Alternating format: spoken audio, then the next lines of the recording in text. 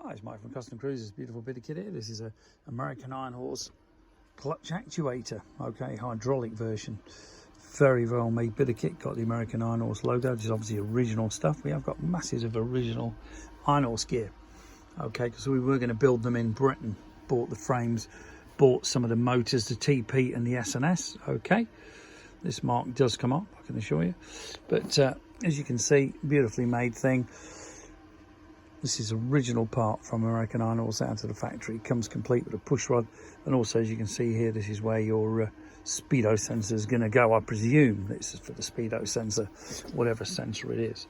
But cracking bit of kit, very well made. We'll also work with Baker and most of the others as well, including Ultima. If you're interested, give us a call, 01773835666. Only a few left, but we have got lots of other Iron Horse parts. We've got frames, engines, fenders, oil tanks, you name it, gas tanks. Thank you. CustomCruisers.com or the new site CustomCruisers.eu, or alternatively 01773835666, or email sales@CustomCruisers.com. Thank you.